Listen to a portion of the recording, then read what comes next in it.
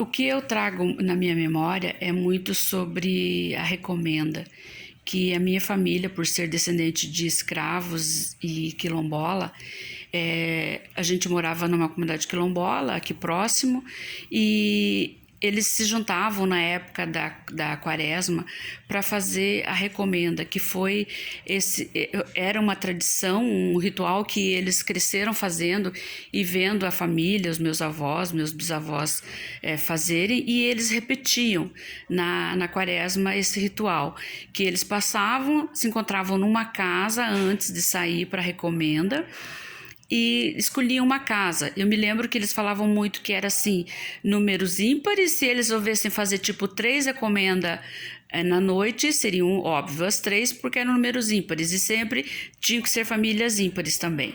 Então, geralmente irmãos, primos, porque a comunidade era toda formada por famílias, todos um unido ao outro, assim, tipo de parentesco. Então, o que eles faziam? Chegavam na casa, eles tinham uma matraca que era feito de madeira, eles batiam, ela fazia como se fosse um som de palma, de bater de palmas, mas não era uma matraca. Então eles chegavam, a família estava dormindo, acordavam e iam para um lugar escolhido, onde eles montavam um altarzinho e ali faziam entoavam os cantos e as orações. E esses cantos eles eram muito emocionantes, assim, um som meio de tristeza, meio de recordação.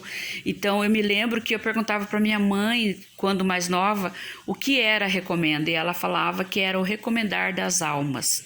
Então, eu acredito que por ser a quaresma uma época bem dessa de reflexão e de saudades, de repente, então eles resolviam reviver, e por pessoas também que já foram, que participaram tanto das recomendas e que já não estavam mais presentes. Então, era muito bacana. Daí eles faziam essas orações, os cânticos, e depois que passavam por toda essa celebração, sentavam, conversavam, riam, tomavam um cafezinho, faziam um lanche, a família servia e eles saíam e prosseguiam para outra casa. Se assim o dono daquela casa que tivesse, seguia com eles para outra casa.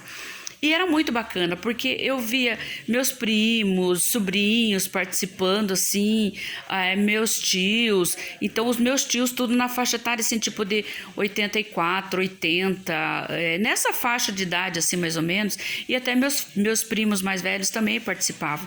Então, foi um ritual que a gente cresceu observando. Depois, quando criança, a gente participava, via, mas daí ficou muito na memória. Daí mudamos para a área urbana, lógico, daí pela distância ficou mais difícil, a gente não morava tão próximo, e quando voltamos para a comunidade rural, retomou-se tudo isso. E hoje eu moro na cidade de novo, então é difícil pela locomoção e tal. Mas as pessoas que ainda estão no interior e que gostam de fazer, que seguem a tradição, ainda fazem isso. Principalmente os meus tios mais velhos e meus primos, eles seguem fazendo.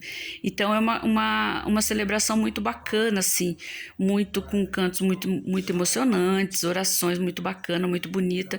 E é uma coisa que a minha filha mais nova, até meus priminhos menores, acompanharam essa fase quando a gente estava morando no Quilombo. Então, era uma participação assim, que as pessoas falavam, hoje vai ter recomenda na casa de alguém, então a gente já ficava ligado, assim, pensava em fazer alguma coisa, que achava que ia ser na casa da gente, né? Então a gente fazia para hospedar as pessoas que chegavam. E é uma pena pelo distanciamento que as pessoas já não façam tanto e pela ausência das pessoas mais velhas, mas alguns mais novos ainda continuam fazendo. E tomara que permaneça, que isso não se perca, né? Porque querendo ou não, querendo ou sim, é a história do nosso povo negro, né, e quilombola. Então que se siga essa tradição, né, por aqueles que estão aí preparados para fazer, porque é uma situação de muito respeito. Então você tem que saber realmente o que você está fazendo.